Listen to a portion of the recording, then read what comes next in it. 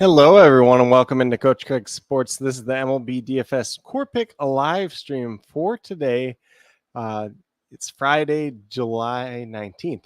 Not sure why that was so hard to say. I had to think about it for a second what day we were actually on. This is the first day back from the All-Star break. Obviously, we haven't had games all week, but here today for this live stream. I think next week I'm going to try to do some pre-recorded videos kind of late at night, post up like first thing in the morning and everything else like that. But today, kind of with some of the starting pitchers being the way they were, we weren't really sure who was starting for what teams. Up until yesterday, for a lot of teams, we didn't know exactly for the Angels until this morning. And I think Kyle Harrison was announced very late last night for the San Francisco Giants. But in this stream for today, what I will be doing is going to go through the weather report for all the teams in play on the main slate tonight. Any game that does have a double-digit chance of rain, taking a look at some lineups over there. And then after that, we'll get moved over to FanDuel, talk about my core picks. It's going to be based on a combination of past performance versus their respective opponent, as well as some recent history. That's going to be one pitcher and four hitters in general. And then after that, we'll get over to my cheat sheet and talk about my top GPP teams to stack for tonight's slate overall. And then, as always, if you guys have any questions whatsoever during the live stream, feel free to drop them in the live chat and I'll get back to you. If you're watching on replay, feel free to drop it down in the comments and I'll try to get back to you as quickly as possible as well. But without further ado, we'll get started with the weather report for today. So there's only two games that do have a chance of rain, or a double-digit chance of rain, I should say. First one we got is down in Atlanta, and that's between the Atlanta Braves and St. Louis Cardinals. It's down to 54% chance of rain now at this point in time. It was at 72% when I was looking earlier. And then the other one's going to be out in Colorado between the Rockies and the San Francisco Giants. 32% chance of rain out there. We'll keep you guys kind of updated down in the comments if I do get any weather reports moving one way or another, but do kind of expect that both games ultimately will be able to go off tonight. And then with that being said, we're going to take a look at some of these lineups. I've made a couple notes here and there, but we'll kind of walk through them. First game after the All-Star break. So typically you're going to get some pretty standard lineups in here just in general, but we'll talk through them. So we are going to start. Is this the first one? No, I got to scroll back up. Excuse me for that. So the first one we got is Tampa Bay Rays, New York Yankees. So the big news here is that Yandy Diaz is out tonight. He is dealing with a personal matter, so he will not be in the starting lineup for that Tampa Bay Rays team. That is kind of unfortunate because he is the hitter that does have the best history versus Garrett Cole in his career of those Tampa Bay Rays hitters. And then we're going to move over to the Yankees side. Looks like a relatively standard lineup now at this point in time. Moving over to the Detroit Tigers, pretty standard, I'd say, at this point. Ryan Vilde is starting left field, batting ninth. So if you want to get a share of him, you could, but not really get into that. Zach McKinstry has shortstop tonight. No Javi Baez once again. He's been dealing with that back injury, but McKinstry does have really good history versus Chris Bassett. And then on the Blue Jays side, nothing too crazy here at this point in time. No Davis Schneider, which may or may not make a difference, but Spencer Horwitz has been playing pretty well at second base for them so far this season. And then we're going to keep moving down to the San Diego Padres. Xander Bogaerts did return recently, so I think he hasn't been in the lineup since my last live stream. So he's a name that's important to keep out of. Important to at least keep in mind now at this point in time. I think he's $2,600 on tonight's slate. Going against Cleveland, Tanner Bybee, probably not getting there myself personally. And then Guardians lineup looks pretty standard at this point in time. Mets lineup looks pretty standard at this point in time. We've been seeing Jeff McNeil playing some right field since Jose Iglesias has been playing really well. And then Marlins lineup's pretty standard as well. So not too much to talk about in those games. Cardinals lineup's about as standard as you can get now at this point in time for them. Braves lineup will be pretty standard as well. So pretty simple. It's kind of boring to talk about some of these lineups after the All-Star break because for the most part, you're going to get your traditional lineups coming out of there, but not many surprises in general. Baltimore's pretty standard. Texas is pretty standard, so don't have too much to say there at that. Moving over to Chicago White Sox. So this is one that does have a couple things to talk about here. Nick Senzel is playing third base for them tonight. Recently signed with the team. He's going to bat sixth. And then I believe it's Brooks Baldwin at second base. It was recently called up, I believe, before the All-Star break. Played like one game, but second base, batting eighth. And then Kansas City lineup looks pretty standard just in general. I have not had a chance to see this Giants lineup, so I'm going to take a look at it real quickly. Pretty standard now at this point in time. And then for the Colorado Rockies, we see Borchard in left field batting 8th and Hunter Goodman batting 9th. He is one of the few guys that does have decent history versus Kyle Harrison in his career, although, it's pretty limited sample size for the Rockies versus Kyle Harrison in general. And then this A's lineup is new as well, so we're going to take a look at that. Lawrence Butler did have that big game before the All-Star break. He's all the way up to, I can't remember, I think it's like $3,000 on FanDuel now. Now, for those of you out there too, keep in mind tonight on FanDuel, there's a free contest. You can enter up to 3 lineups in that free contest. I know me, myself, personally had a voucher for like another free entry as well into another contest. So keep an eye on that as we do get back to it. Oh, here's a big one for the Oakland A's too. Jacob Wilson was called up, so he's going to start at shortstop tonight, bat 8th, and then Max Schumann's moving over to third base, batting 9th for them tonight. So that is a little bit of a change there.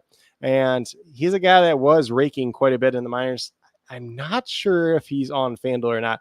When we get over to FanDuel, we'll take a look at that. But that's pretty much what we have to talk about in terms of lineups for tonight. As always, see a couple more people in here. If you have any specific questions related to tonight's slate overall, feel free to drop them in the live chat and get back to you as quickly as possible. But with that being said, going to move off of RotoWire. We're going to move over to FanDuel and talk about the core picks for tonight's slate.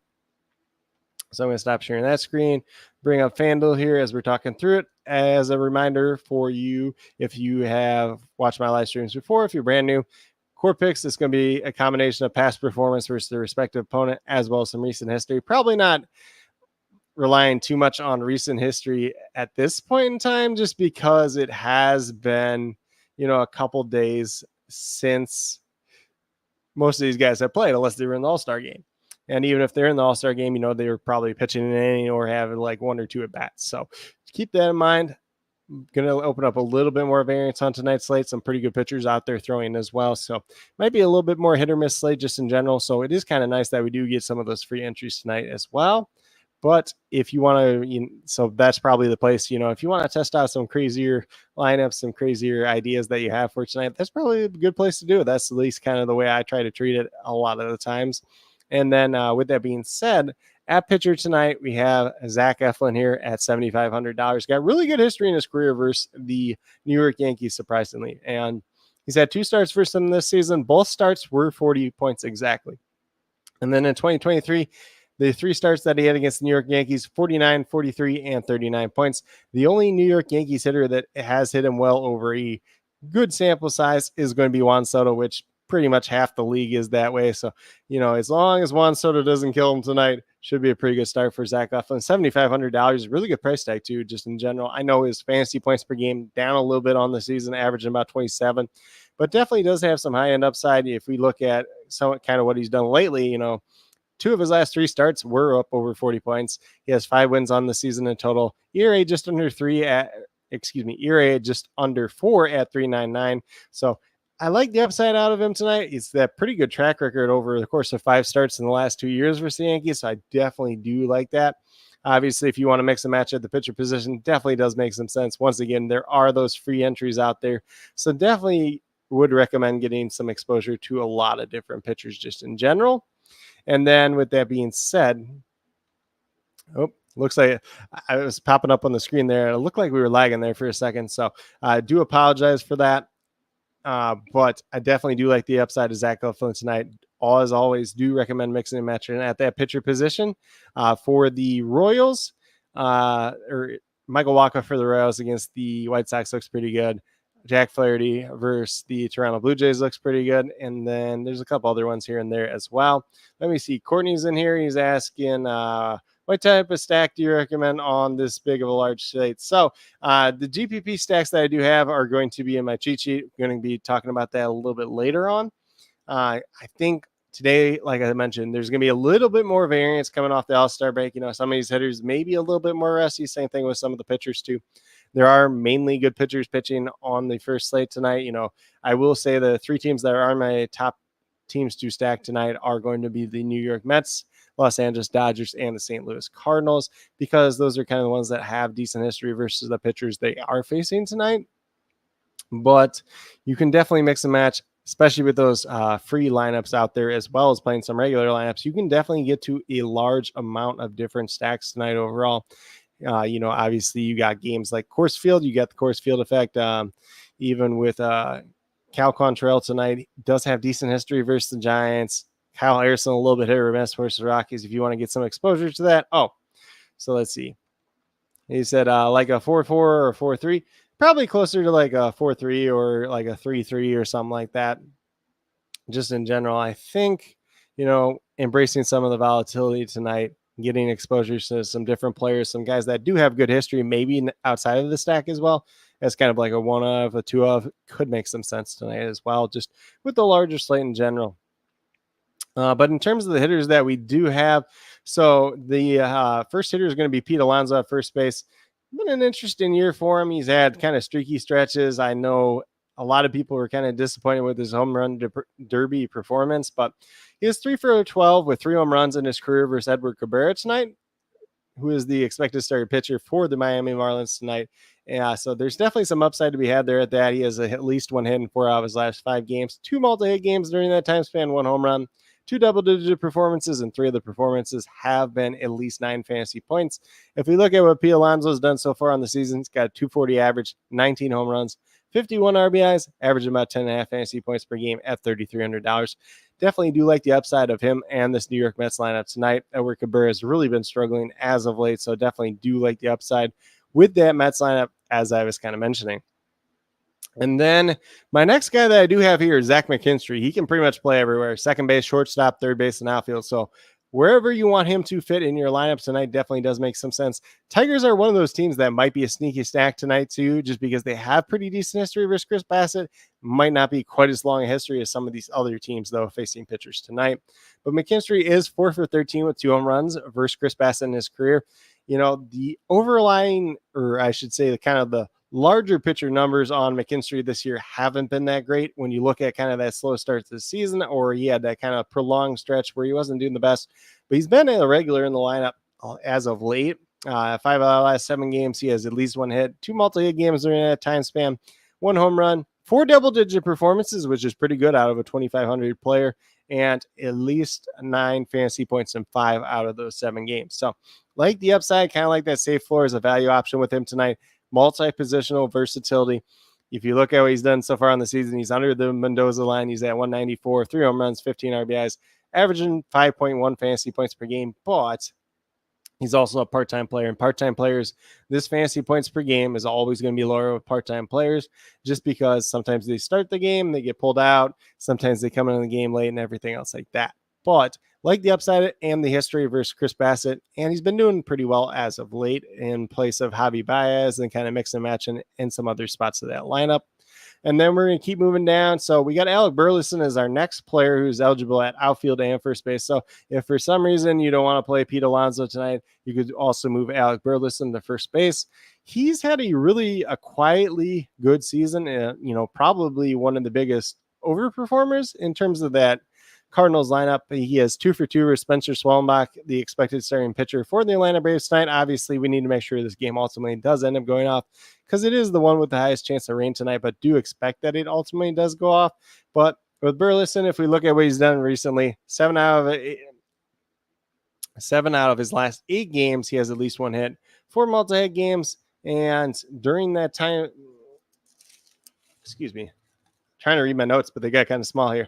So 4 multi-hit games. I don't believe he has a home run during that time span. I forgot to write that down for whatever reason. 6 double-digit performances. So 6 of the last 8 games, he's at least double-digit points, $3,000. Probably still too cheap of a price tag for him at this point in time. He's at a 288 average, which seems like he's kind of been right around 282, 288 for quite a while now. 17 home runs, 53 RBIs, averaging just under 10 fantasy points per game. And this was a guy that was a part-time player to start the year. He's a full-time player now, so that fantasy points per game, since he's been a full-time player, is probably even greater than that. So definitely do like his upside tonight, as well as some of these other Cardinals hitters, although there's not that long sample size over Spencer Swellenbach just because he's only had 1 start against them. And then we're going to keep moving down with our next hitter, which is going to be the one and only Shohei Ohtani, but looks like we're lagging a little bit here. So Shohei Ohtani, He is obviously one of the most expensive players on the entire slate at $4,600. Pretty good history versus Nick Pivetta in his career, 4 for 9 with 2 home runs versus him. And if we look at what Shohei Ohtani has done as of late, 7 out of his last 8 games, he has at least 1 hit, 4 multi-hit games during that time span, 2 home runs, 5 double-digit performances, and he's had at least 9 fantasy points in 6 of those games. Although we really don't want to see 9 fantasy points out of Shohei Ohtani at that $4,600 price tag, the floor is still there, and it's a pretty solid one at that. He's at a 316 average on the season, 2,900 runs, 69 RBIs, averaging over 15.5 fantasy points per game. So definitely do like the upside of Shohei Ohtani tonight. Dodgers team quietly has hit Nick Pivetta really well in the past. Nick Pivetta is one of those pitchers. He kind of comes out and he's either going to be really good or he's kind of going to blow up and things aren't going to work too well. So like Shohei Ohtani with that career history versus Nick Pivetta. But if you go with these 5 players that I do currently have listed here, obviously, in terms of stacking and everything else like that, you might want to mix and match some of these guys a little bit more, but you have a good amount of money left over. You have $14,100 remaining, just over $3,500 remaining per player. So that is quite a bit. And obviously it helps paying down at that pitcher position with Zach Eflin, paying down with Zach McKinstry at $2,500, who is literally eligible at everywhere besides first base, but there's plenty of good first base options out there tonight. So definitely don't feel the need to play him at that position either way, but definitely do like this upside of the lineup, the flexibility and everything else like that. But with that being said, we'll get moved over to my cheat sheet and talk about the top GPP teams to stack for tonight's slate. So I did kind of preview this a little bit just because we had Courtney's question in there. So I am going to bring this up here. And there's really just 3 that I put here tonight. So the Mets have some pretty good history versus Edward Cabrera in the past. I definitely do like the upside. And Edward Cabrera has been really, really bad as of late. So he's a guy that does struggle with some control too. So if the guys get walks, if they get on base, it's going to, start to pile up pretty quickly. And then I have the Cardinals going against Spencer Schwellenbach, only 1 career start versus the Cardinals team. They did hit him all right in that start.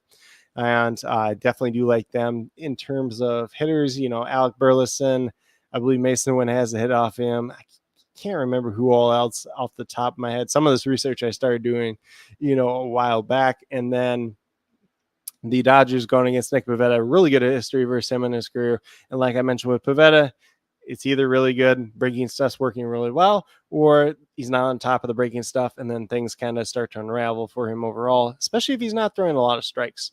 But that's kind of what I do have at this point in time. If you guys have any other specific questions, feel free to drop them in live chat. Probably going to hang out here for about a minute or 2 more. Like I mentioned earlier, I am going to try to go back to pre-recorded videos starting next week. So with that being said, I am probably going to record those late at night, post them either early in the morning or that late at night time. So there might be some information that changes as the day moves along. We'll leave that down in the comments, as well as some starting lineups, everything else like that. If we do get some of these other starting lineups coming out that I did not highlight in this live stream, we'll mention them down in the comment section of this video, as well as that weather update, as we do get those weather updates as well. But with that being said, pretty much what I do have in terms of, the weather report, the lineups, the core picks, and the top GPP stacks for tonight's slate. As always, definitely do appreciate each and every one of you tuning in. If you have not done so already, or if you are But with that being said, if you're new to my channel, if you're somebody that's been checking out for a little while and has not subscribed already, definitely would appreciate it. It helps to build the community that we're trying to build here at Coach Craig Sports, which is one that's truly for you, the viewers, helping you with your DFS. Right now, we have MLB DFS Monday through Friday in terms of the core pick videos, or we will starting next week once again. And I will typically be doing the pre-recorded videos. We'll see how that works out. Might switch back to the live stream. Nothing set in stone for sure, but next week plan on pre-recorded videos coming out either late at night or early in the morning with some updates as the day moves along. And then also be sure to check out the CFL DFS videos that I do put out if that's something you're into. They typically come out on Wednesdays. This one came out on Thursday because we do have a double-digit slate, or a double header slate essentially for CFL DFS this week on Friday. Looks like Courtney said something else in here, so I'm going to pull that one up as we're going. Should stack certain players in team stack, or just pick what fits your lineup build. So typically a lot of what I do is I base a lot of my stuff based on past history, especially hitter versus pitcher matchups. And then I take a look at how guys have been doing lately as well. Because, if a guy's typically hit a pitcher pretty well, he's probably going to do it again. Obviously, baseball is the most volatile sport. So, in the case of Shohei Ohtani, he's 4 for 9 versus Nick Pivetta with 2 home runs. He can still go 0 for 4 tonight. That is part of the process that can happen. And, sometimes it looks great on paper and it doesn't work out. And then sometimes, guys 0 for 7 versus him, and then all of a sudden he goes 3 for 3 with 2 home runs versus him. So the volatility in baseball is the most of any sport for DFS. But typically when stacking, you look at guys that have pretty good history versus that pitcher. You look at kind of lineup construction overall. Maybe some guys that are a little bit cheaper that fit into your lineup. And then a lot of people, you'll look at guys that bat,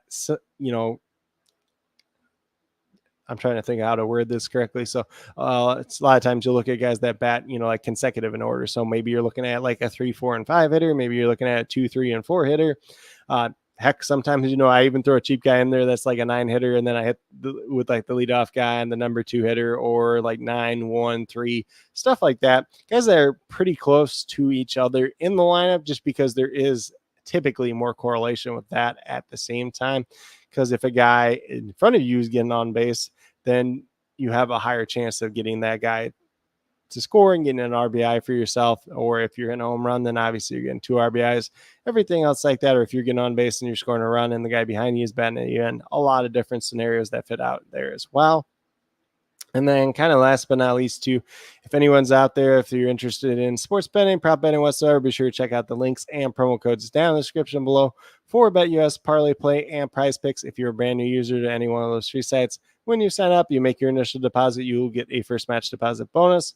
For Prize Picks and Parlay Play, it's 100% match up to $100. For BetUS, it is now on your first 3 deposits, and it's 125% match. I believe it's still up to $2,500, and I believe that is an aggregate over those first 3 deposits. So definitely a lot of great opportunities to be had out there. If you guys have any other additional questions related to that whatsoever, feel free to reach out to me, whether it's down in the comment section of this video or on Twitter, on X, at Coach Craig Sport, and be more than happy to help you with that journey as well. But with that being said, that's all that I truly have for today's video, for today's live stream. Definitely do appreciate each and every one of you tuning in. Definitely means a lot to me. I hope that each and every one of you have a great rest of your day and some pretty good luck in MLB DFS tonight.